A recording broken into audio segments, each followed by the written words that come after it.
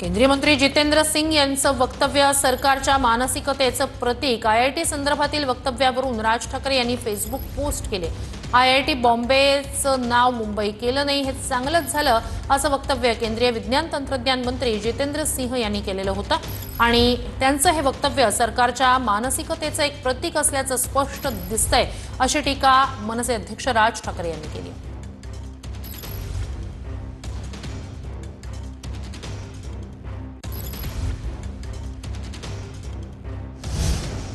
बातमी बीडमधून आहे। धनंजय मुंडेंच्या गुंडांमुळे कुटुंब आणि साक्षीदारांच्या जीवाला धोका आहे। धनंजय देशमुख यांनी पोलीस अधीक्षकांना लिहिलेलं हे पत्र व्हायरल झालंय। धनंजय मुंडे यांनी वाल्मिकची आठवण काढल्यानंतर हे पत्र व्हायरल झालंय। धनंजय देशमुख यांनी जानेवारीत हे पत्र लिहिलं होतं।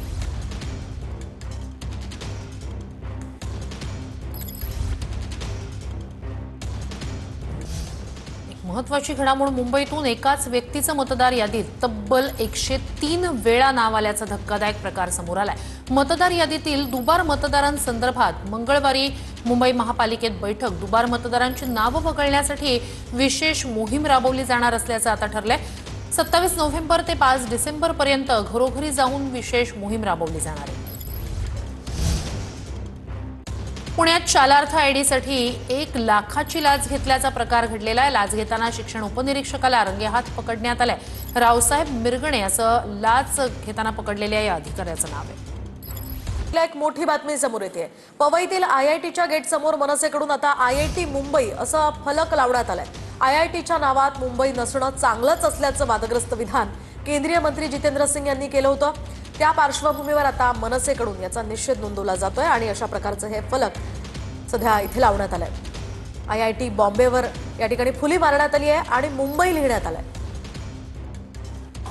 तर आयआयटी नावातील बॉम्बेचं मुंबई केलं नाही हे चांगलं झालं असं विधान केंद्रीय विज्ञान तंत्रज्ञान मंत्री जितेंद्र सिंग यांनी केलं होतं आणि यावर ज्यांना बॉम्बेचा पुळका आहे त्यांनी तो आग्रह सोडावा असं शिरसाटही म्हणाले होते। आयआयटी मुंबईच्या कार्यक्रमात केंद्रीय विज्ञान आणि तंत्रज्ञान मंत्री डॉक्टर जितेंद्र सिंगांनी केलेल्या वक्तव्यामुळे राजकीय वाद निर्माण होण्याची शक्यता आहे। आयआयटीच्या नावात तुम्ही बॉम्बे कायम ठेवलं आणि त्याचं मुंबई केलं नाही याबद्दल मी खुश असल्याचं वक्तव्य जितेंद्र सिंगांनी केलं। मुंबई पालिकेच्या निवडणुकांच्या पार्श्वभूमीवर मराठी अमराठीचा मुद्दा ऐरणीवर असतानाच केंद्रातील मंत्र्यांकडून करण्यात आलेल्या या वक्तव्यानंतर मनसेकडूनही इशारा देण्यात आलाय।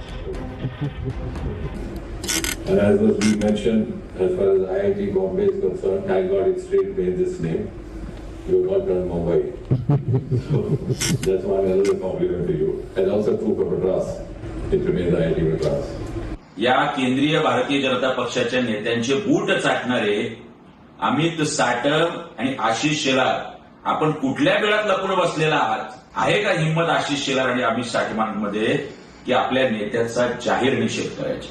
जितेंद्र सिंग, पुढच्या वेळी आपण ज्यावेळी मुंबईत याल तेव्हा आपला उचित सन्मान आणि सत्कार करण्याचं काम महाराष्ट्र नवनिर्माण सेना नक्की करेल। मुंबई महानगरपालिका आहे, बॉम्बे म्युनिसिपल कॉर्पोरेशन नाहीये। मग आहेत ना अंधेरीचे डोनाल्ड डक जे पक पक पक पक करत असतात, महापौर खान नाही झाला पाहिजे, आमका नाही झाला पाहिजे। आता त्यांना मी तुमच्या माध्यमातून आवाहन करतो, जाब विचारा तुमच्या त्या सिंहला आहे हिंमत तर, नाहीतर डोनाल्ड डक सारखं आहे ना कार्टून नेटवर्क चालवत राहा इकडे मुंबईत रोज सकाळी पक पक। ते खुश असून चालणार नाही। ज्या शहराचं नामांतर झाले त्या शहराच्या नामांतराचं नाव हे प्रत्येक गॅजेटमध्ये आलेलं आहे आणि गॅजेटमध्ये आलेलं नाव हे तुम्हाला वापरणं बंधनकारक आहे। मग ती संस्था असो, सरकारी असो, खाजगी असो का कोणतीही असो। म्हणून ज्यांना बॉम्बेचा पुळका आहे त्यांनी आता तो आग्रह सोडून दिला पाहिजे। तर जितेंद्र सिंग यांचं विधान सरकारच्या मानसिकतेचं प्रतीक आहे। आयआयटी संदर्भातील विधानावरून राज ठाकरेंनी हे ट्विट केलंय। आयआयटी बॉम्बेचं नाव मुंबई केलं नाही हे चांगलंच झालं असं केंद्रीय विज्ञान तंत्रज्ञान मंत्री जितेंद्र सिंग म्हणाले होते। दरम्यान त्यांच्या या विधानाचं निषेध करण्यात आलेला आहे। सरकारच्या मानसिकतेचं एक प्रतीक असल्याचं स्पष्ट दिसतंय अशी टीका यावरून मनसे अध्यक्ष राज ठाकरेंनी केली आहे। त्यांनी नेमकं काय ट्विट केलं पाहूयात। मुंबई जी मराठी माणसाची होतीच तिला महाराष्ट्रापासून वेगळं करण्याचा डाव मराठी नेत्यांनी आणि जनतेनं उधळून लावला।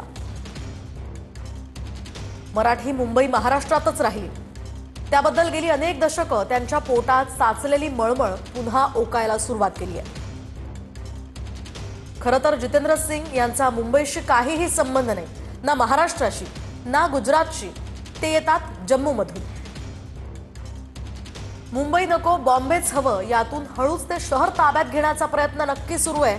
आधी मुंबई आणि मग संपूर्ण MMR परिसर ताब्यात घेऊन तो गुजरातला जोडण्याचा प्रयत्न सुरू आहे. तेव्हा मराठी माणसा जागा हो, आता तरी मराठी माणसांना हे कळावं, असं ट्विट राज ठाकरेंनी केलंय.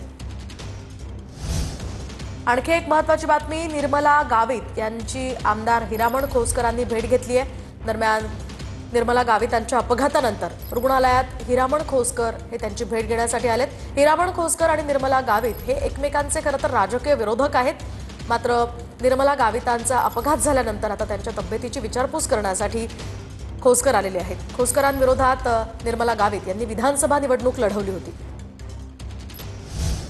आणखी एक महत्त्वाची बातमी अहिल्यानगरमधून. अहिल्यानगरमध्ये काँग्रेस जिल्हाध्यक्षांचं अपहरण करून मारहाण करण्यात आली आहे. काँग्रेसचे जिल्हाध्यक्ष सचिन गुजर यांचं अपहरण करून त्यांना जबर मारहाण झाली आहे. आमदार हेमंत ओगले, सचिन गुजर यांच्यासह काँग्रेस कार्यकर्ते श्रीरामपूर पोलीस ठाण्यात या संदर्भात आले होते. दरम्यान हिंदुत्ववादी संघटनेच्या कार्यकर्त्यांनी त्यांना अपहरण करून मारहाण केल्याचा आरोप होतोय.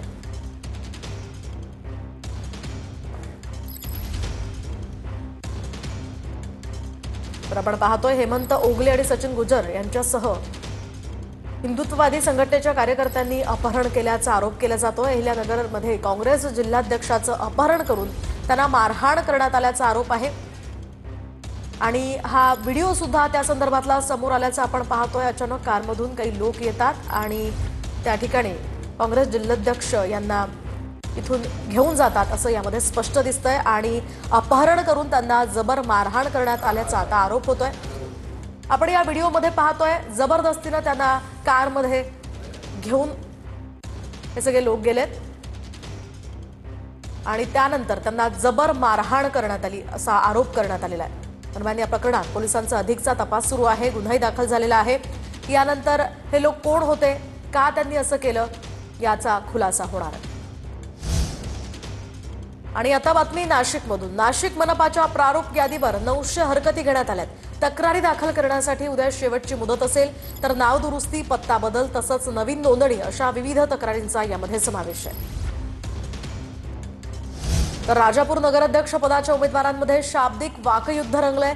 शिवसेनेच्या नगराध्यक्ष पदाच्या उमेदवार श्रुती ताम्हणकरांचा घराणेशाहीवरून आरोप पाहायला मिळतोय. राजापुरात गेली 17 ते 18 वर्ष खलिपेंची राजकारणात घराणेशाही असल्याचा आरोप श्रुती ताम्हणकर यांनी केलाय. तर घराणेशाही राजापूरकर मोडीत काढणार असंही श्रुती ताम्हणकर म्हणाले. भाजपच्या पदाधिकाऱ्याला शिवसेनेच्या चिन्हावर उमेदवारी ही महायुतीची हतबलता असल्याचं हुस्न बानो खलिपे यांनी यावर म्हटलंय. तर राजापूर नगराध्यक्ष पदाचे उमेदवार हुस्न बानो खलिपे यांनी महायुतीच्या उमेदवारावर हा आरोप केला.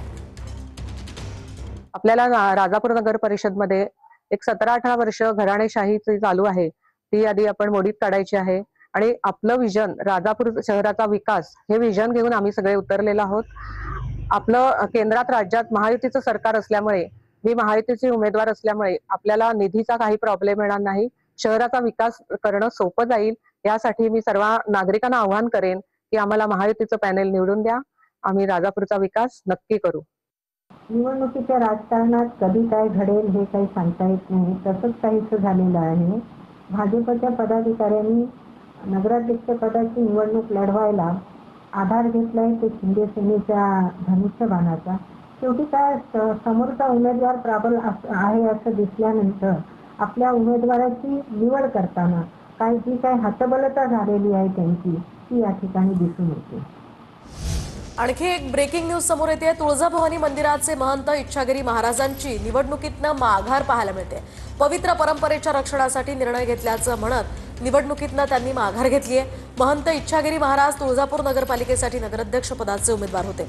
दरम्यान भाजपनं उमेदवारी डावलल्यानंतर ते अपक्ष उमेदवार म्हणून सुद्धा निवडणुकीच्या रिंगणात होते आणि आता त्यांनी माघार घेतली आहे.